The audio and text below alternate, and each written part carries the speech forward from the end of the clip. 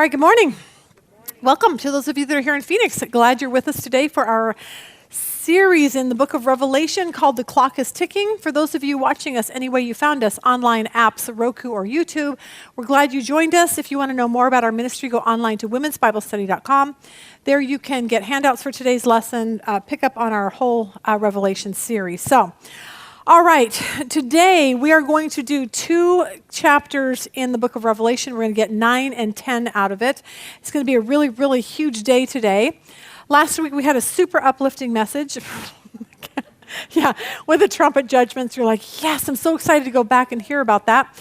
Like we say, not a whole lot of uplifting stuff until Jesus comes back, but I always want to remind people that we're not here in Revelation to uplift you. We're here mostly just to tell you about the end times and what that's going to be like. Hard to find jokes. It's just kind of not like how we normally teach, but oh well, you're still here, so that's a good thing.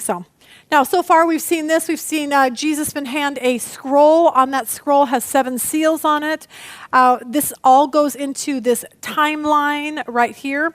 And every time, did I just do that? There you go. That's me. Every time Jesus would break a seal on that scroll would be something that would happen. So we saw the Antichrist come on the scene. The second scroll was wars and famine and death. And then you have martyrdom, 6 seals. And then we saw, after the 7th seal was broken, we saw the rapture of the church. I always tell you, if you're a pre-trib person, go for it. This is where I believe it is. I think we proved it biblically, but you can believe whatever you want and still go to heaven, so just so you know that. Amen. And then the 7th seal initiates what we know as the day of the Lord, which is the church is now gone. The 144,000 Jews have been sealed, so God's going to protect them now through this wrath of God. And what else?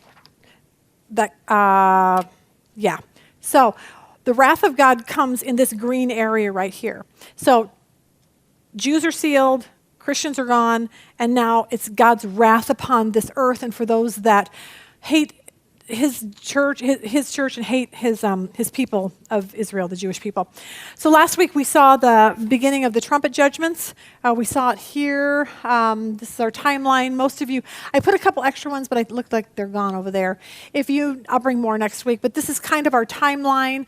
Like I said, I am not saying that this is exactly how everything's going to happen. This seems to be the best scenario according to what the Bible says, but like I said, I would never presume to be that smart.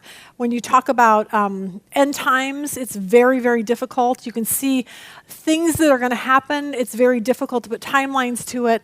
I feel like we've kind of done a pretty good job here, thanks to a lot of people that are way a lot smarter than me. So anyway, that's where we're at there. Now, last week we saw the trumpet judgments. There's 7 angels. Every time they blow a trumpet, more wrath comes on this earth. So we saw the first trumpet, hail and fire mingled with blood. 1/3 of the trees were burned up, green grass burned up. Second trumpet, a great mountain burning with fire cast into the sea. 1/3 part of the sea became blood. 3rd trumpet, a great star from heaven fell. The rivers and fountains of water. So you're talking now there's no, the ocean's filled with 1/3 of it is blood. You've now got your freshwater sources that are destroyed. And then the 4th one was the 3rd part of the sun, moon, and stars were smitten. And it looks like, to me, I felt like it was going to be really cold. So today we're going to pick up on the 5th trumpet. We ended with an angel flying through the air saying, woe, woe, woe. If you look at our timeline here, we actually have 3 woes that are in there, mixed in between these judgments. Today we're going to pick up the 5th seal. Last time I taught this, it must have been right after 9/11. The president, which I think was President Bush, I'm assuming at that time, said this after 9/11. He said, this will be a very different kind of conflict against a different kind of enemy. This is a conflict without battlefields or beachheads, a conflict with opponents who believe they are invisible. And what he was talking about are evil people who sit in the dark and make bombs and plans to kill, blow up innocent people or children or whoever. And nobody sees them until they come out of the dark. And that's kind of what we're going to see today, because we are going to see some very, very strange creatures like this today. And they are getting ready to come out of the dark, and they're getting ready to come out of the abyss. Let's pick it up in Revelation 9:1. Then the 5th angel blew his trumpet, and I saw a star that had fallen from the sky to the earth. And to the angel was given the key of the shaft of the abyss, the bottomless pit. Now, some people believe that because there's a place in Ezekiel that talks about an angel that has fallen. A lot of people say, well, that's Satan. But honestly, nowhere does it actually say it's Satan. It mentions a star falling and an angel was given a key. But remember, nothing happens in this particular time without God being in charge of it. So even if it was a demonic angel, or maybe it was an angel of God doing his bidding, we don't really know. But we do see this whole idea of the abyss, and this is where these angels or these demons are kept. We see this Jesus talks about this. I couldn't remember, Matthew, Mark, Luke, or John. It's one of those. 8, verse 26. I meant to go back and put that in, and I forgot. Then they sailed to the opposite of the country of the Gerasenes, which is opposite Galilee. When they came out into the land, he was met by a man from the city who was possessed with demons and who had not put on any clothing for a long time. He was not living in a house, but in tombs. Seeing Jesus, he cried out, fell before him with a loud voice.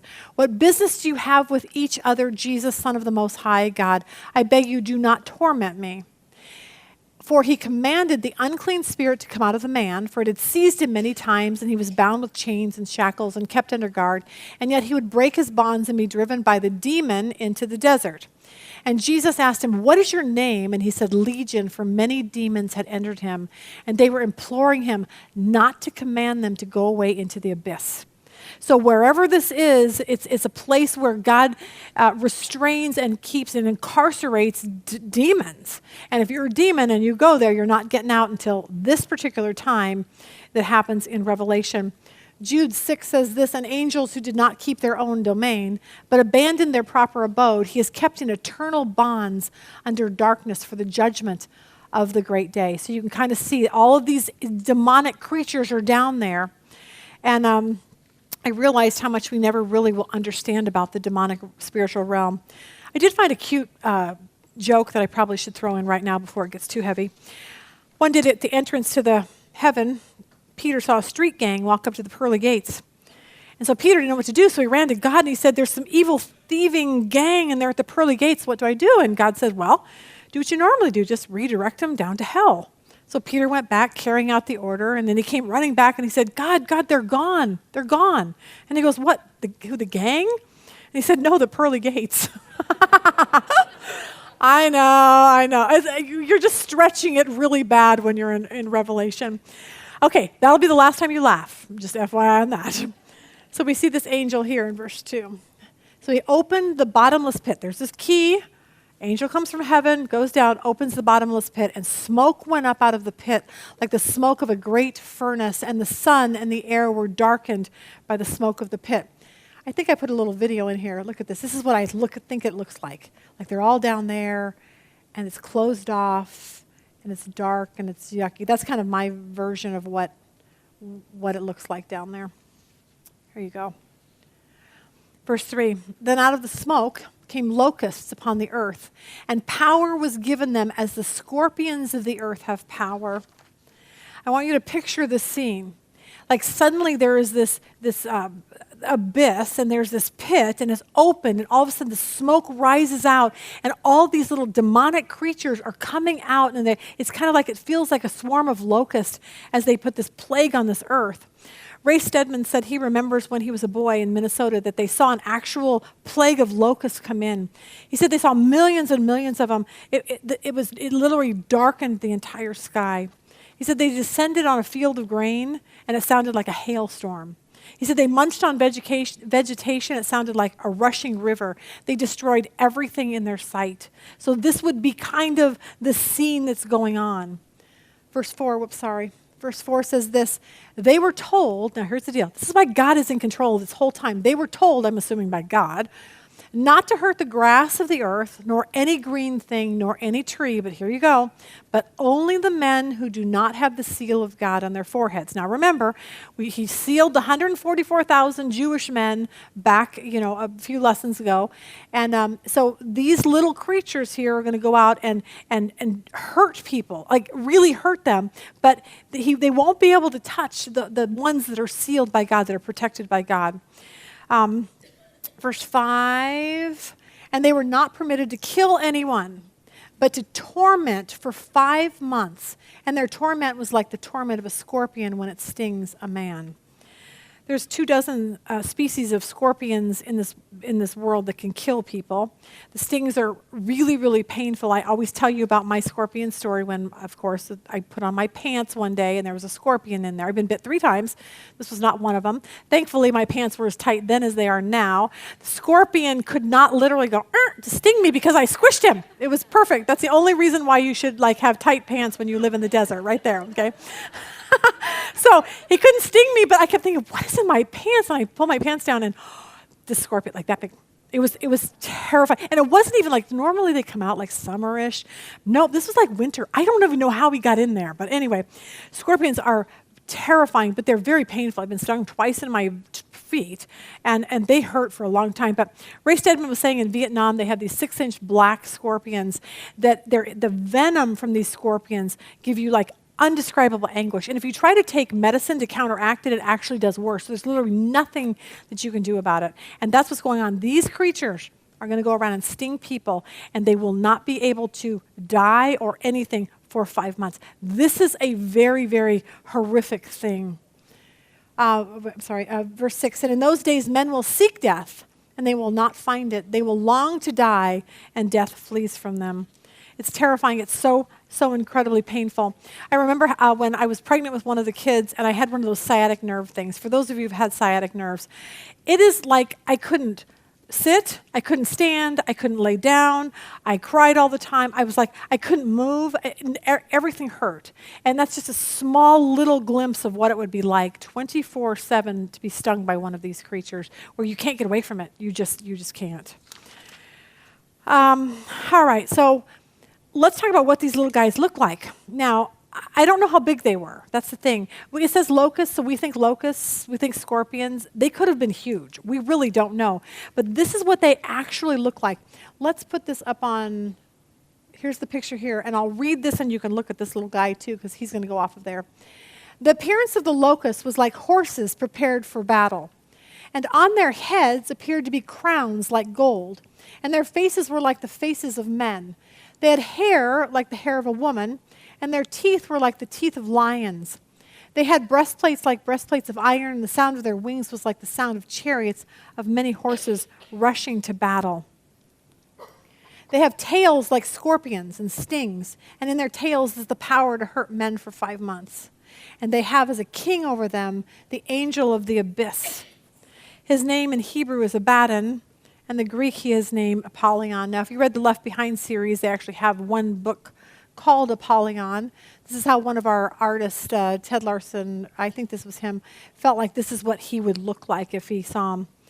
Verse 12 says this, the first woe is past. Behold, 2 woes are still coming. So if you look at our timeline, we still haven't even hit the 7th trumpet. Okay, so there's this weird timeline that we need to kind of stick with. Then the 6th angel sounded, heard a voice from the 4 horns of the golden altar, which is before God. One saying to the 6th angel who had the trumpet, release the 4 angels who are bound at the great river Euphrates. Now, here are these 4 angels. They've been bound. Now, if you're an angel of God, you're not going to be bound. So we're assuming this is a demonic angel who has been bound for this specific time period. But whoever this is, God is going to release these angels, and they are going to do great destruction or cause a lot of destruction because they're going to make this war happen. Now, it's talking about the Euphrates River. I want to show you this map right here. This river here has a huge past. I want you to see who this river surrounds. All of Israel's enemies, Iran, Syria, Iraq. The Euphrates goes right through there up into Turkey. These are all people who have been against Israel. So lots happened here. We saw in Genesis 2:10, this is where the Garden of Eden was down there in Iraq. We see it in Genesis 2. It says, now a river went out of Eden to water the garden. This is all the way back in Genesis. From there it divided and became 4 rivers. First is Bashan, blah, blah, blah. Second river is Gihon. The third river is, actually it's the Tigris, which we see that. And the 4th river is the Euphrates. And the Lord took the man and put him in the Garden of Eden to end and guard and keep it. So you see this river Euphrates has a huge, and you see what's going on. These 4 angels are going to do something very destructive in that whole Middle East region. It's what we've been talking about. It's very Middle Eastern, coming against Israel-centric. That's kind of what we see happening here. The regions near them are three really world powers that oppressed Israel. You've got Babylon. We hear a lot about Babylon, which is modern-day Iraq. You have Medo-Persia, which is Iran. You have Syria. You've got up here in Turkey. Verse 15, and the four angels who had been prepared for the day and hour and month and year were released so that they would kill a third of mankind. I was thinking they were prepared. They were waiting. This made me laugh. I was thinking this is probably what they were like. Hang on. Just waiting. I'm just waiting. I'm just waiting for God to call me out so I could do this. Okay, there you go. But God doesn't do anything until he's ready. So just always know that. Some of you are really frustrated because you're waiting for something to happen in your life. Just know that angels had to wait too. So God releases these four big angels to kill a third of mankind. Now think about this. Back in the seal judgments, we had one judgment that killed a quarter of the world. All right, so you have 7 billion less a quarter. Now you've got 5.2 billion people left. Now a lot of people are dying in all these plagues and stuff, so just overall arching picture. Then you've got now a third, and half of the world's population will be gone after this. It's staggering. It's staggering. And the church is gone, the Jewish people, the 144,000. So there's a lot less people on this earth at this particular time. So what happens is these four bound angels begin to stir up something. Look what it says in verse 16. The number of the armies of the horsemen was 200 million. I heard the number of them. Now, this is a huge army. It's 200 million. Now, here's the problem with Revelation. Some people say, oh, it's these demonic creatures, 200 million of them. Some people say they're just 200 million, demons. Maybe these, maybe not. Who knows? Some people say, you know what, this is an army. This is a human army that we're talking about. And you think, well, how could that happen? Well, here you go. How about a coalition of a whole lot of Middle Eastern governments, China, Russia, Iran, Turkey, Iraq, Saudi Arabia. You get all of those nations under, because remember, the Antichrist is going to rule 10 nations. You get all those under one, let's say, Muslim Antichrist at this particular time, if that's how this is going to play out. We're talking, he's going to lead this particular war. So that makes a lot of sense, but you can believe however you want on that. Verse 17, and I saw, and this is how I saw the vision. The horses and those who sat on them, the riders had breastplates the color of fire and hyacinth and the brimstone, and the heads of the horses are like the heads of lions, and out of their mouths proceeds fire and smoke and brimstone. Now, some people think, and this kind of makes a lot of sense, when John wrote this in AD, probably about 90, when he got these visions, there were no military machines, battleships, aircraft, missiles, bombers, nothing that we have today. So he's pulling from what he can see, and he doesn't know what to see. He says like the heads of a lion or a mouth that proceeds fire. Well, that could be like military tanks. That could be bombs blowing up. Like he did not know what to, he didn't say, oh yeah, it was a military tank. He didn't understand because he didn't live in the era that we do today. So that could be something. Verse 18 says this: a third of mankind was killed by these three plagues, by the fire and the smoke and the brimstone which proceeded out of their mouths. This just seems like bombs. It could be nuclear bombs. I don't know. I really honestly don't. But when you see this, you see the time period we're living, it kind of all brings it together a little bit. Verse 19, for the power of the horses is in their mouths and in their tails. For their tails are like serpents, and they have heads, and with them they do harm. It almost seems like if you look at a helicopter, it has a tail. Like maybe that's the only thing he could think about. So whatever this is a huge monster war. It's a big, big deal at this particular. It's not the Battle of Armageddon. A lot of people will say, well, it's the same. It's not. It's a completely different. It's at a different time period. So you think about, okay, well, what about all those people that are left? Don't you think they would give their life to Jesus now that they saw all this? Well, look at what verse 20 says. The rest of mankind who were not killed by these plagues did not repent of the works of their hands, so as to worship demons and the idols of gold and silver and of brass and of stone and of wood, which can neither see nor hear nor walk. They did not repent of their murders, nor of their sorceries, nor of their immorality, nor of their thefts. And you're sitting there going, how is that even possible? You have just seen half of this population, and it's just like what we see in politics now, whatever side you're on. If you're a Democrat, you're going, what's wrong with the Republicans? And if you're a Republican, you're going, what is wrong with the Democrats? It's like it's just this constant battle, and you would think that everyone would get on the same page and try to work it out, and nobody is, and it's so shocking. And that's what's happening here. It's like they're like, God's not going to tell me what to do.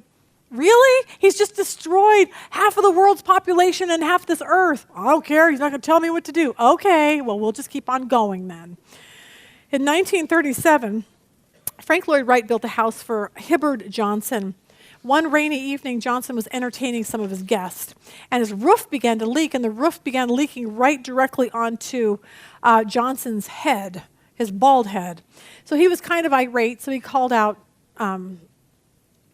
Wright. What did I just tell you his name was? Frank Lloyd Wright, yeah, duh. He called him in Phoenix, and he said, Frank, you built a beautiful house for me. We're enjoying it, but I have to tell you, once again, the roof is leaking. And right now I'm with, friends and distinguished guests, and it's leaking right on top of my head. And Wright's response was this, well, Hib, why don't you just move your chair? Okay, okay. Yes, if things are that bad, wouldn't you just move to a new place? Like if the world is crashing down, wouldn't you just come to Jesus? You would think so, but they don't. Okay, so I don't know how to make that any better. All right, we're moving to chapter 10. I'm going to tell you right now, some of you are going to be really upset about this. So here's what I want you to know. We're doing the best we can to put this together in a timeline that makes sense. What I'm going to teach next will go against everything you've ever been taught because it goes against everything I have ever been taught. Now, some people in here, you've never dealt with Revelation before. And you went to your church and one day they told you that here's how it happens. Jesus comes back and raptures his church. And then the next time we see Jesus, he's coming in on a white horse and we're going to have the Battle of Armageddon. And that's the extent of your knowledge. You've never studied it. You've never questioned it. You've never anything. And today we're going to question that. Okay, so we got to get prepared for that. I want you to understand. My son, Dusty, he was talking to his friend the other day. They actually were having a Bible study. It was the coolest thing. His church said, you men, you guys, should be getting together with your friends and doing a Bible study outside of church. So he calls his friend up and he says, hey, let's meet at like 7 in the morning and do a Bible study together. So they started on Monday. In the course of their conversation, he said this, his friend Danny said, Dusty, this reminds me of a movie. Like I saw a movie a long time ago, don't know the name of it, don't even know anything about it. He said it was like a communist town, but they could only see in black and white. And some of you may have seen this movie. He said, but there supposedly was some wise guy. And every time you went to talk to the wise guy and he gave you a little more knowledge, you could start seeing in color. And every time you saw this person, this wise person, he imparted more knowledge, the black and white went away and the color started coming through. Now, I think that's what happens with Revelation when we study it. Or with the Bible in itself. I had someone come up to me today and we were having this conversation. She goes, things are just starting to get put together and making sense for the first time in my life. It's like everything's becoming in color. And most of us, when it comes to this next section, we just saw black and white because that's what we were always talking. So let's work through this. You can believe this or you don't have to. I don't care. I'm just telling you, this is what the Bible says. But like I said, we're talking Old Testament prophecies. You're taking the New Testament. You're trying to put it all together into one big timeline. And so we're going to work through that for right now. So here you go. Like I said, I think that we're taught that Jesus is going to come back, but I don't think that the first time we see him after we're raptured or those that are left on the earth, I don't think the first time we see him will be when he comes out of the sky on a white horse with the saints. And the reason for it is because when you start looking at this timeline, you start saying, wait a minute, there's a lot that the Old Testament says has to happen. Jesus has to go wherever the 144,000 are parked and protected. Jesus has to go get them. And he's going to walk them all the way to Mount Zion in Jerusalem. There's no place in a timeline if you say, Jesus is up in heaven, he comes back on a white horse, the battle, there's no timeline for that. So there's a lot of things that have to happen. Jesus, it talks about him literally fighting these nations who are against Israel. He will come in and with a sword just wipe out Iran and Iraq and Saudi Arabia. And he's doing this himself. But see, you and I have never been taught that, but I'm going to show you where that is in Scripture today. But to set all of that up in our timeline, we need to understand what the 70th week of Daniel is. Now, this is what this is right here, our timeline. It's called the last 70th week of Daniel. 69 weeks of this prophecy have already happened. Now, let's work through that so you have an answer for someone who asks you. Now, here you go. The Hebrew word for, what is the Hebrew word for a week? A week. The Hebrew word for week is literally a time period of 7. So in Deuteronomy 16:9, it refers to a time period of 7 days. So sometimes it'll say a week, and it really means a day. But then if you look at Genesis 29:18 through 30, it refers to a time period of 7-year periods. So when you use this Hebrew word, it could mean 7 days, or it could mean a time period of 7 years. So it's interchangeable, so it could be one or the other. Now, remember we always say, if you want to understand Revelation, you have to go back into Daniel to understand what Daniel has to say. So let's read this. So Daniel's getting a vision from God about the end times. Now, we'll talk a little bit about this when Joel gets here, but it's very interesting because in Daniel, he tells Daniel quite a few times, seal up this prophecy until the end times. Seal it up until the end times. And I think right now it's beginning to become unsealed. Because it's sealed up until we can understand it. And now we're starting to see nations, Middle East, what's going on, Islam, the whole world coming apart over there. And we're starting to begin to put things, and I'm thinking little by little this is becoming clearer and clearer, kind of like we've always seen black and white, now we're seeing a little bit more color, and it's making more sense. So let's look at this. So Daniel 9 says this, now, while I was speaking, I got to figure out where I don't know how far I go with this. And this is where you have to really put on your thinking caps. And this is one of these lessons when it does get online, you're going to have to go back and watch it probably 4 times from here to this next session. Now while I was speaking, praying and confessing my sin and the sin of my people Israel, presenting my supplication before the Lord my God for the holy mountain of my God.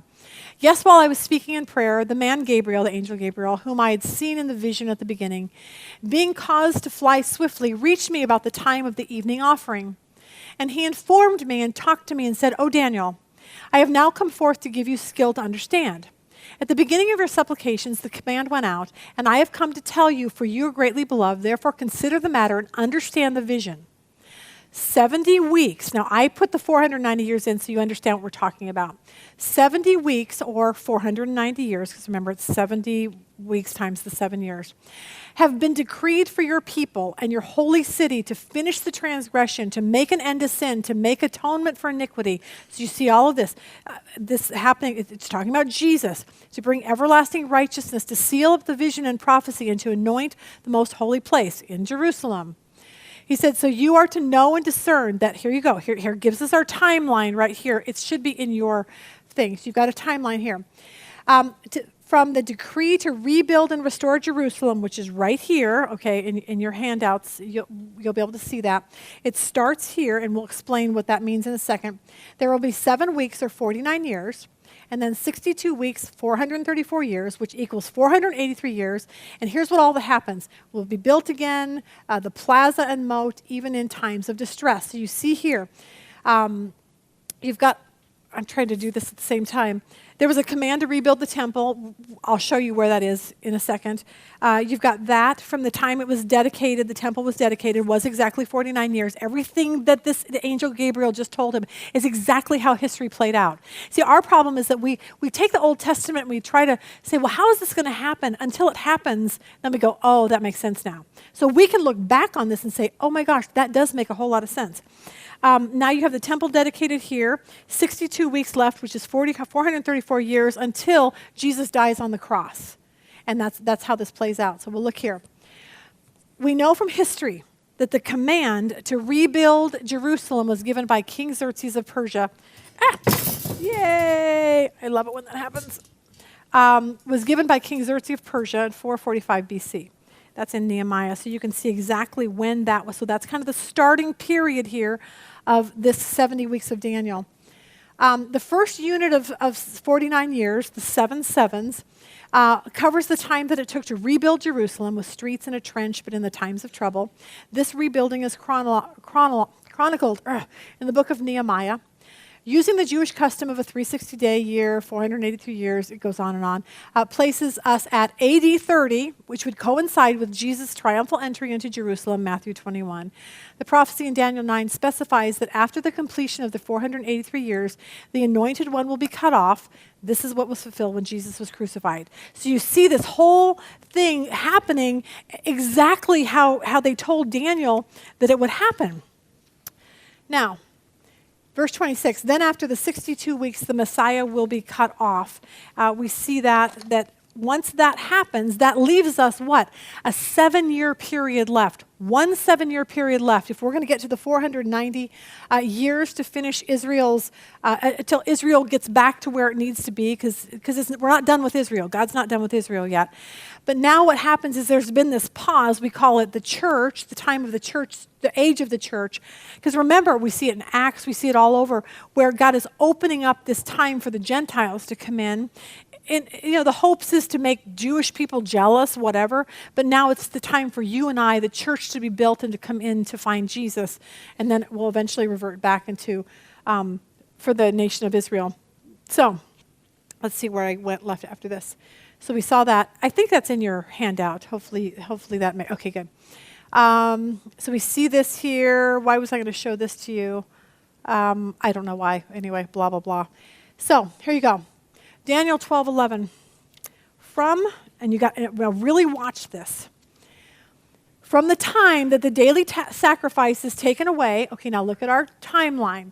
From the time the daily sacrifice is taken away, which is right here in the middle of the 1206, the first 7 years, literally right in the middle. Remember when the Antichrist goes in, he desecrates the temple, he sets himself up in the temple. And from the time the daily sacrifice is taken away, the abomination of desolation is set up, when the Antichrist will come in and sit on the throne. There shall be 1,290 days. Now you go, whoa. I thought these were 1,260. It's 1260 and 1260. That's going to make your 7 years. What are these extra 30 days? They're in there. I never caught this before. There's 30 extra days, which is now why we've added that into our timeline. You've got 1260, and then you have an extra 30-day period in there, and Daniel says that. But then he goes on to add more days. Blessed is he who waits and comes to the 1,335 days, which means you have an extra 45 days. So now you have this extra time period, and you're like, well, what in the world what's that all about? And it's all about this. That's why I believe Jesus has to come back at this particular time here. You're going to have a reclamation period. Think about this. We're right now into the 7th trumpet judgment, and we're past the end of the 1,260 days. It's fascinating. There's 30 more days where the bowl judgments have to happen and the rest of the trumpet judgments have to happen.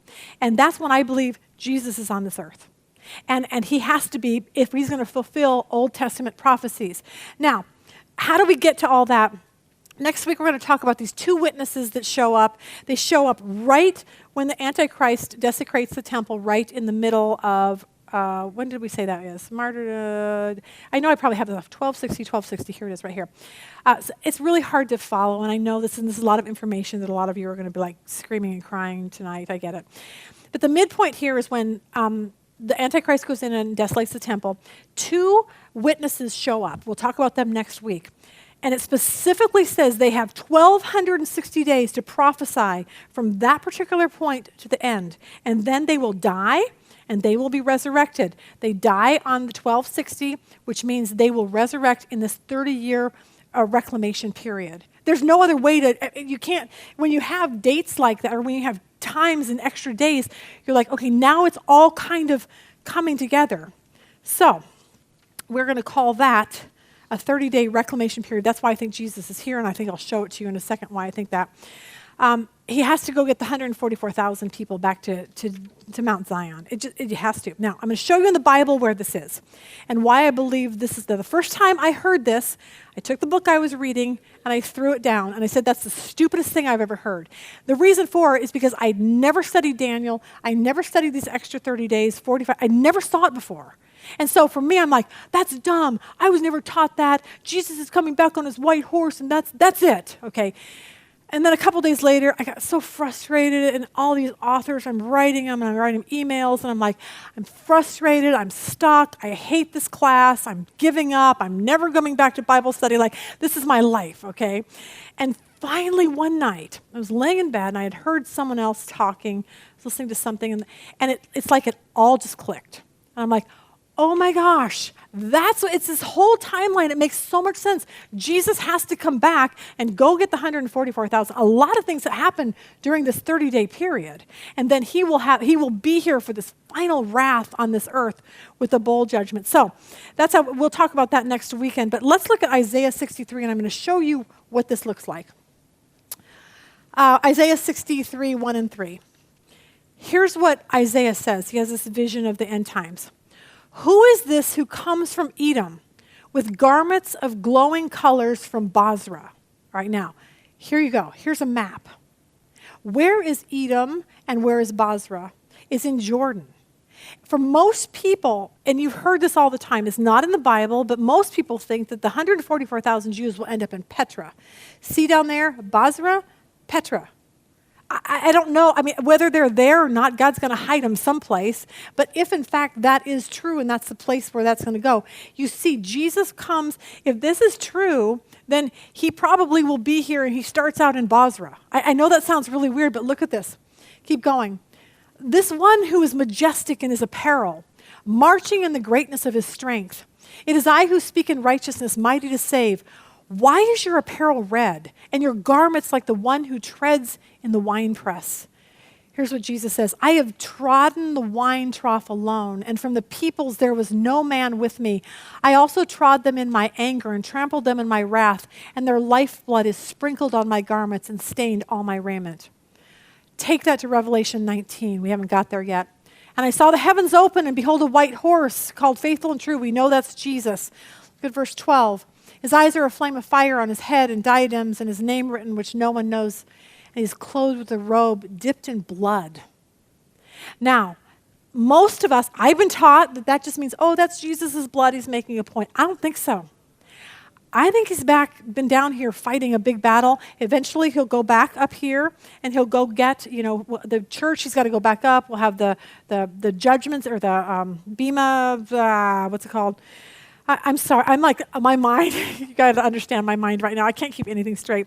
The Bema judgment, where you and I as Christians will be judged for the things that we did here on this earth, that there's this time period in this 30-day reclamation period. Well, he will go and do that. But it seems like he's here on this earth for this. It says it in Micah. We're talking all different Old Testament passages. I will surely assemble all of you, Jacob, Israel. I will surely gather the remnant of Israel. I will put them together like sheep in the fold, like a flock in the midst of its pasture. They will be noisy with men. The breaker goes up before them. They break out, pass through the gate. It's like this. It's like they're all together, and now they're being broken out. So their king goes before them, and the Lord at their head. Now, think about this. Has never happened in history. We've never seen this where Jesus goes in and gets people out. It has to happen in the end times. There's no other time for it. Here's another one in Habakkuk. God came from Teman. Where's that? Look here. Teman is down there, right above Saudi Arabia. You see Bozrah, Petra, down there in Teman. And it says, God comes. Now, this is a whole different place in Habakkuk. He says, God comes from Teman, the Holy One from the Mount Paran, Selah. His glory covered the heavens, and the earth was full of his praise. His brightness was like the light. He had rays flashing from his hand, and there his power was hidden. Before him went pestilence, and fever followed at his feet. He stood and measured the earth. He looked and startled the nations, and the everlasting mountains were scattered. The perpetual hills bowed. His ways are everlasting. Saw the tents of Cushan in affliction, and the curtains of the land of Midian. Both of those are Egypt and Saudi Arabia. O Lord, Were you displeased with the rivers? Was your anger against the rivers? Was your wrath against the sea, that your robe on your horses, your chariots of salvation, your bow was made quite ready, oaths were sworn over, your arrows, Selah, you divided the earth with its rivers. The mountains saw you and trembled. The overflowing of the water passed by. The deep uttered its voice and lifted its hand on high. The sun and the moon stood still in their habitation. At the light of your arrows they went out. At the shining of your glittering spear.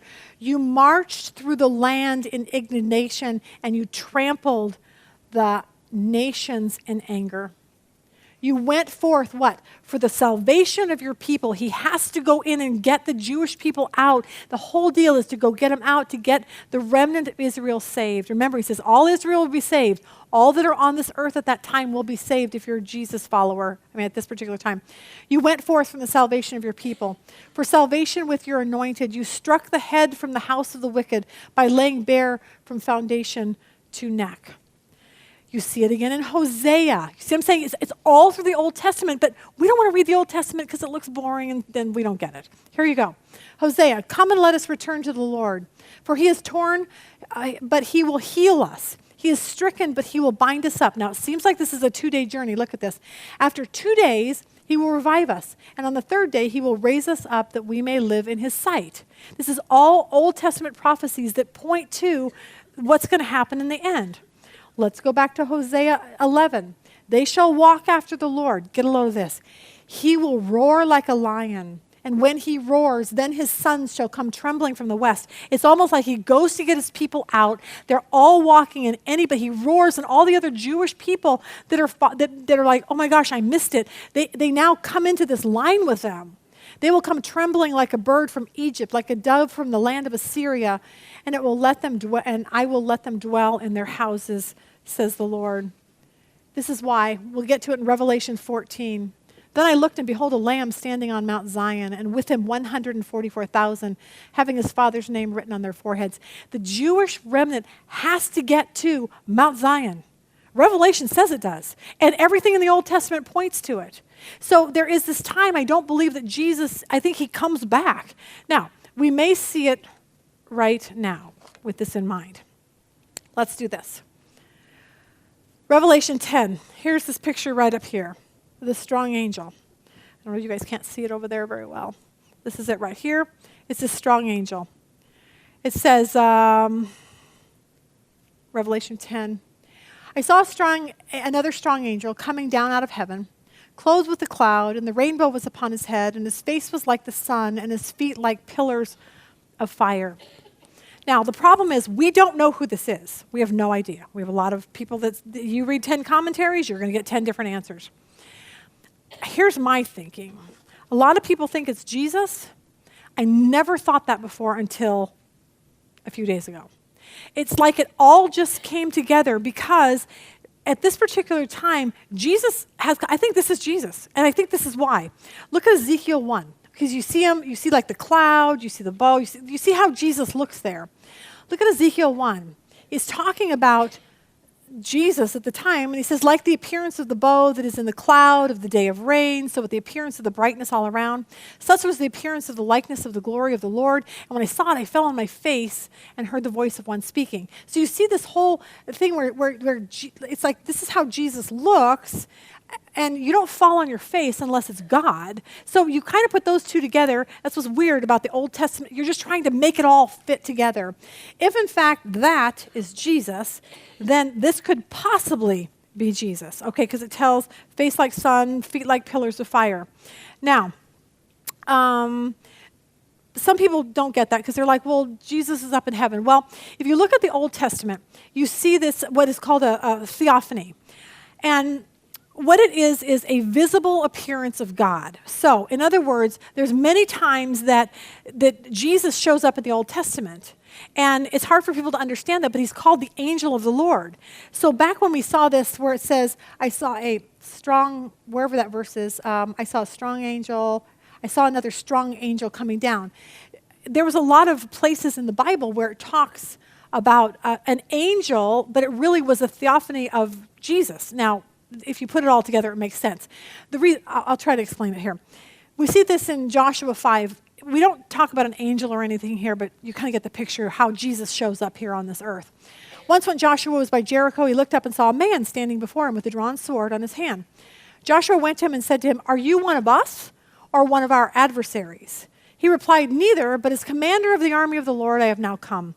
And Joshua fell on his face to the earth and worshipped and said, "What do you command your servant, my Lord?" The commander of the army of the Lord said, "Remove your sandals from your feet, for the place you're standing is holy." People do not worship angels. You worship Jesus. And so when Joshua goes to bow down, or Jesus, unless this is Jesus, there's no other place for him, because you only worship Jesus, and that's just the way it works. So this is one of those theophanies. Genesis 16, here you see another one when Hagar, the angel of the Lord, which most people believe was Jesus, found her by a spring of water, and that all happened. And then we see it here. The angel of the Lord said, "I will greatly multiply your offspring that cannot be counted." Revelation 10:2, okay, we're back to that. Anyway, so that's kind of my thinking on that. Could possibly be Jesus, could not. I have no answer for you. It seems like it fits in our timeline. So this is what this strong angel does. He had in his hand a little book which was open. Now, it's not the scroll. Remember that big scroll that tells all the wrath of God? This is something completely different. It's a little book. And this is what happens. He placed his right foot on the sea, which is exactly what this picture is doing. He places his right foot on the sea and his left on the land. And he cried out with a loud voice as when a lion roars. Now remember, we just read that verse that he's walking through the land and he's roaring like a lion. When I put those two together, I was like, oh my gosh, that just makes so much sense. He cried out with a loud voice as when a lion roars. And when he cried out, the 7 peals of thunder uttered their voices. Now, here's the deal. I have no idea what the 7 peals of thunder are. Nobody really does. Here's my point. Whoever this is, let's just for the sake of argument say it's Jesus. You can come up with your own plan. He's standing here and he's got one foot on sand and one foot on the sea. And he's lifting up his hand as if to say this: it's all God's.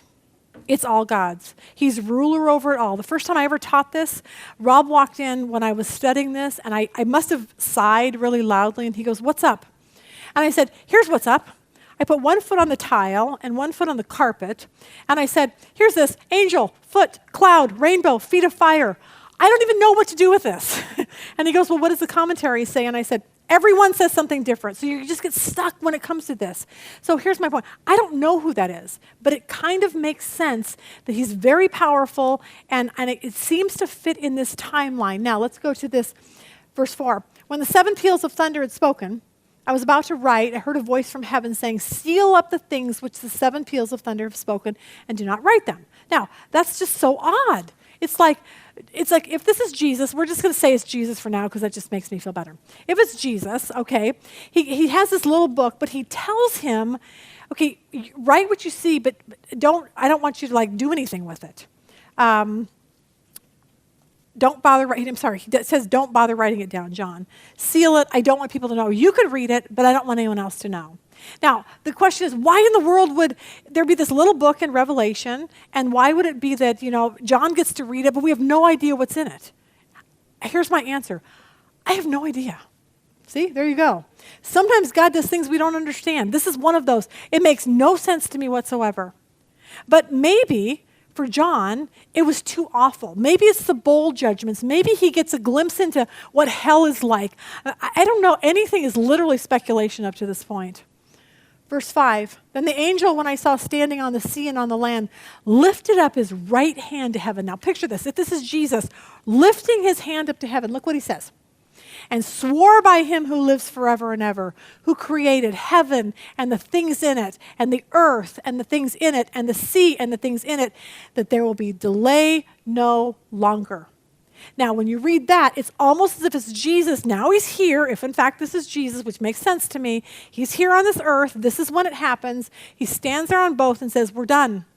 We're done. This is when the last trumpet judgments, this is when the bowl judgments will happen. But I think if in fact that's Jesus, that's when he comes back on this earth to go wreak havoc, because he's going to go to war now with people.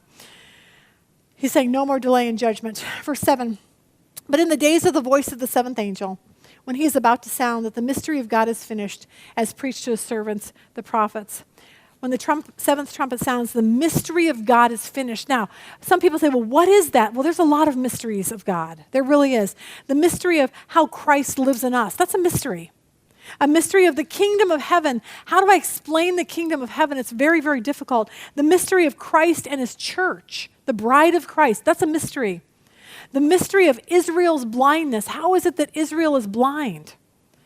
I add my own mysteries to things like, why do bad things happen to good people? And why do people have to be martyred for their faith? And why did your husband leave you or your child die? I don't know. But I know this, that when we get to heaven, it really will finally all make sense. That's the best I can do with that. I don't know the answer. Verse 8, then the voice which I heard from heaven, I heard again speaking to me, saying, go take the book which is open in the hand of the angel who stands on the sea and on the land. And look what he said. So I went to the angel, telling him to give me the little book. And he said to me, take it and eat it. And it will make your stomach bitter, but in your mouth it will be sweet as honey. I took the little book out of the angel's hand and ate it. And in my mouth it was sweet as honey, and when I had eaten it, my stomach was bitter. It sounds really weird, but we see it all through the Bible. Ezekiel says this. Then he said to me, son of man, eat what you find, eat this scroll, and then go speak to the house of Israel. I opened my mouth, he fed me the scroll. Son of man, we see it in Ezekiel. And then he tells him, go to the house of Israel and speak with my words to them. We see it in Ezekiel 3:10. Moreover, he says, son of man, take into your heart all my words which I speak to you and listen closely. Take into what you're listening from me. Jeremiah says this, your words were found and I ate them. Your words became for me a joy and a delight, for I've been called by your name. Psalms 119 says, how sweet are your words to my taste, yes, sweeter than honey to my mouth. Here's what we learn is what can be so sweet can also have the same bitter effect at the same time. Now, did John actually eat this book? I don't know. I can't imagine that. I don't know that that's even what it means. I feel like it means like read it, digest it, get it into your system. And that's how I want us to end today, is that's what you and I are supposed to do. We're supposed to take the Bible and not just be like, oh, I read my 10 minutes a day, check, bye, and go. We have to digest this. We have to get it into our system. We have to understand without a doubt what it means so that we have answers for people, especially in the time period that's coming. We've got to know this stuff. And the only way we're going to do that is to read it, study it, and understand it. And that's why it's sweet.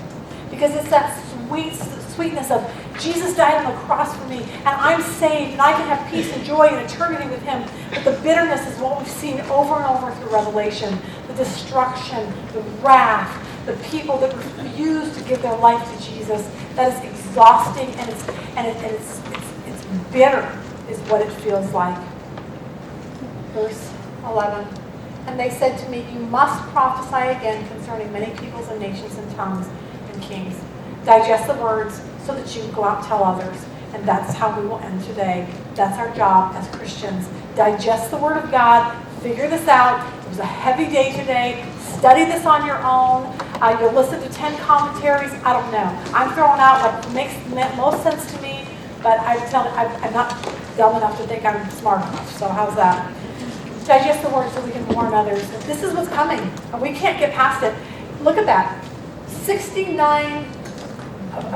490 years, 483 of them have come true to the letter in Daniel. Okay? Can't make that better. It's happening, folks. I just don't know exactly when. Father, thank you for your word. God, Revelation sometimes seems overwhelming, and we just, putting all the pieces together is so hard. But God, I pray that you would open our eyes to see something maybe we've never seen today. God, help it to be that we're not studying Revelation so we know so much about the end, but that we're studying Revelation so we can see the greatness of you. God, it's all about you. It's all about Jesus. Never let us get so off track that we're worried about so many other things that might happen, and we forget about you. God, help us to take this message out into the world so others can know you too. In Jesus' name.